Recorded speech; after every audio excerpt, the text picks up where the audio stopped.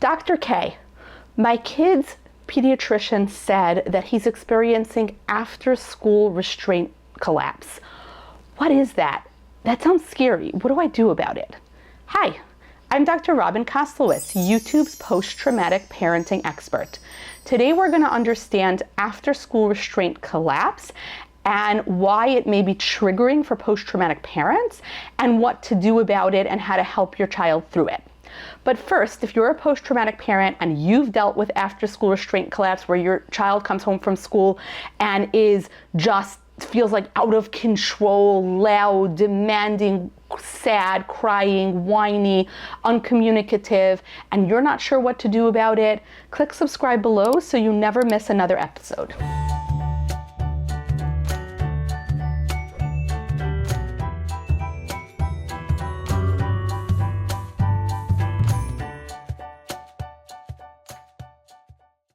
So after-school restraint collapse is one of those things that started getting attention a couple of years ago, and it sounds like this whole scary clinical diagnosis, but what it really means is simple.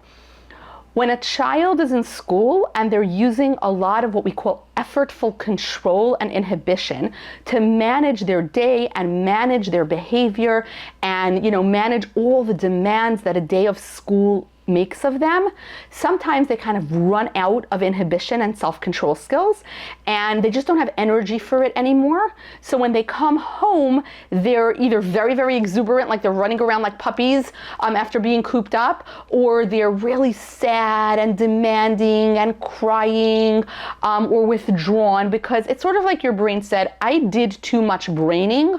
I don't want to do braining anymore. So I'm going to stop braining now, right? And the frontal lobes of your brain are like, okay, the frontal lobes of your brain are like the CEO of your brain. They're the part of your brain that tells the rest of your brain what to do. And the CEO is like, all right, I'm going golfing now. Bye-bye, folks. I CEO'd all day.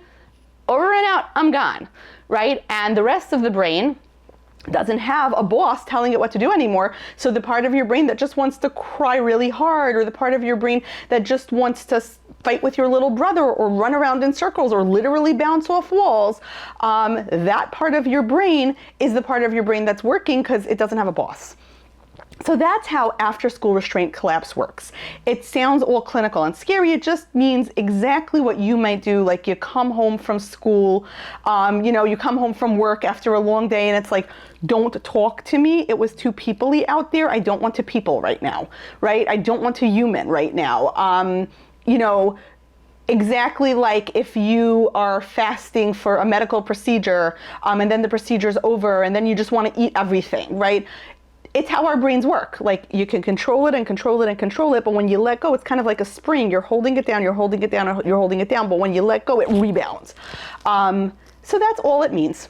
Some kids have a much greater after-school restraint collapse than others, particularly children who are neuro or psychodiverse, because a child who's neurodiverse, perhaps ADHD, perhaps on the autism spectrum, a child who is psychodiverse with an anxiety disorder or OCD, depression, they have to inhibit a lot more when they're in school, so the restraint collapse is, proportionately higher. There's nothing wrong with an after-school restraint collapse. What you do want to do is plan for it. But here's the thing. When you're a post-traumatic parent and you have some questions about your competency as a parent or about whether or not you have this parenting thing down, maybe you're a people pleaser, so people being in distress around you is triggering, maybe you're a perfectionist, so you have visions of how the after-school period was supposed to look, where like mom serves freshly squeezed orange juice and asks the kid about their day, and the kid goes into this lovely anecdote about their science class learning about butterflies, and that's how it's supposed to look. and you're not measuring up to that standard. If you are a post-traumatic parent and a lot of loud, sudden noises and that exuberant, destructive behavior, right? And of course, I'd like to frame it as exuberant, not destructive, but that kind of behavior of like crashing into things and knocking things down and, you know, fighting with your little brother, all of that can be very triggering because your stress response starts rising. Your stress response might rise because you love your kid and like, my kid's in distress right now. So for all of those reasons, the after-school restraint collapse can be really triggering for post-traumatic parents. So I just want you to know that. If you know what your triggers are, because your kids don't trigger you, right? Your kids reveal your triggers. So when your trigger is being revealed by your child, so if you're a people pleaser and you can't handle your child's distress, knowing that, okay, my child comes home from school distressed. The people pleaser in me wants to fix that and make that go away. But that actually is not going to help, because sometimes I need to validate and hold space for my kid being whiny and snappy and demanding for like a half hour when they come home. And I need to validate what's under that behavior and sort of be like, yeah, sounds like school was a lot. Okay, we're gonna, whatever the child wants. And sometimes planning for that. Now, here's a caveat. If your child is neuro or psychodiverse, even if you are doing a gentle, responsive parenting approach, which of course we advocate for in my book, we advocate for R2 parenting, responsive and responsible. Here is the time for a responsible technique. There are children who come home from school and they're so desperate to go play that they won't pay attention to their body's cues. So usually when you come home from school, you're low on blood sugar, which of course even lowers your inhibitory control more because your brain basically consumes nothing but sugar. I know you think it doesn't, but ultimately your brain consumes glucose. So if there's no glucose available in your system, there's no glucose available for, that frontal lobe of your brain to start working again, right? So the CEO doesn't come back from his vacation. So and very often you're thirsty and dehydrated. We're pretty much always a little dehydrated. Often you need to use the bathroom after a bus ride home.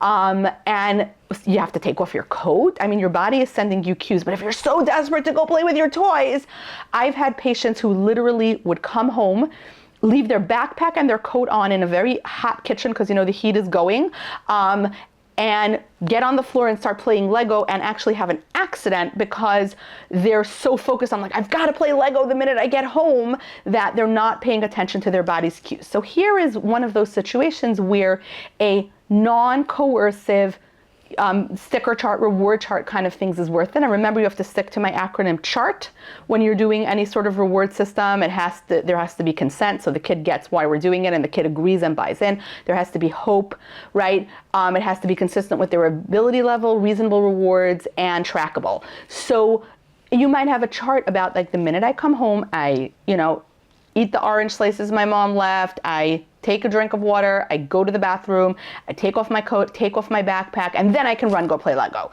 The idea being that we want to train kids to pay attention to the cues their body is sending them. We want to really teach them to do that. I don't love the term train, but teach them to really pay attention to their body's cues. And then we want to tune them into how good that feels, right? It feels really good to, I used the bathroom. Oh, my bladder feels better now. I drank water. Yeah, my body's thanking me for giving it some water. It feels good to have eaten. Now we can go play with our Lego, and that took all of 4 minutes. And the idea being that, I'm not saying that in a dismissive way, but it didn't take that long to make your body happy, so now your brain can be happier too. And then you can go and do your Lego. If you're that post-traumatic parent that needs to cross things off your list and you want to get homework done the minute your kid comes home from school, that is not neurologically informed. That's your trauma parenting your children. So I would say back to the trauma app. Hey, trauma app, I'm the parent. I've got this. I know we want to just get it over with, get that homework done, but we're not going to do that. We're going to allow my child to get over the after school restraint collapse, to restore their system, to play, and then we'll do homework later. Maybe we'll do homework right after dinner time instead. So thank you, Trauma App, for trying to help me get through my list, but that is not what I'm going to be doing. I am going to be parenting in a neurologically informed manner. So understanding that this is how the after-school restraint collapse works, that it's normal, that it's particularly typical for kids who are neuro and psychodiverse because they have to use a lot more inhibition in school, and that even when a kid is psycho or neurotypical, after-school restraint collapse is pretty normal. If your kid needs a lot of big muscle movement, Maybe you need to invest in a trampoline if you have a very small apartment and they're bouncing off the walls. Maybe you need to have a scribble wall with like chalk paint where they can like then use chalk to like scribble all over the wall. Maybe they need to like run around outside. Maybe they need an indoor climbing wall, like something that they can use their big muscles to get their energy out. Maybe they need a quiet space to sit and like decompress. That's what I would need. Maybe a weighted blanket. Maybe they need to not talk to any humans and like they need to put in their earbuds and listen to music for a half hour, whatever they need. But at a calm time, you can explain this concept to them that sometimes your brain is tired of braining because it's been braining hard all day and it doesn't want to brain anymore. So when you come home from school, it feels like your brain doesn't want to brain.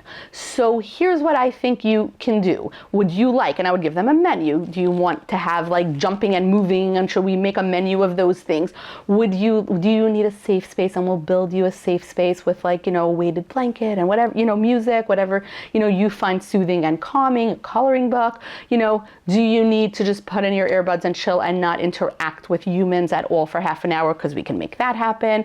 And let the child, that's the consent part, right? Let the child be part of creating the solutions. But the more you explain to kids how their brains work, the less shame they feel, because they don't feel like I'm this mean kid who gets into a fight with his little brother every day after school because I'm just a jerk, right? Because that's how the kid feels. Like, I am 10 and he is 4. Why am I shoving him every day? Why am I fighting with him? I must be a bad boy, right? That's how our brains, because that's the beginning of your child's trauma app. If you say, yeah, your brain's tired of braining, so it doesn't want to brain anymore. So here's what we're going to do. And then you give them that menu. Then the kid's like, yeah, that's it. I'm a good kid whose brain is tired of braining. Okay, I'm going to do that then. With that one caveat that the one thing that isn't under their, you know, that isn't like we're going to forego with that is the things like you do got to take off your coat. You do have to, you know, you do have to eat something. You do have to drink something. You do have to use the restroom. Like those are non-negotiable, because some kids just don't know how to tune into the signals their body is sending. And we want to teach them how to tune into those signals with more and more regularity. If this was helpful, if you like this video, please click subscribe below so you never miss another episode. The post-traumatic parenting community grows one post-traumatic parent at a time. Send this video to a friend.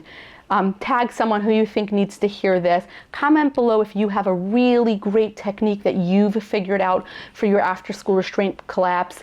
If you have a really great snack that you find really, you know, restores blood sugar and helps kids, let us know. If you have some other technique or game for after school, comment that below. If you want to hang out where your fellow post-traumatic parents hang out, check out at Dr. Koslowitz Psychology on Instagram.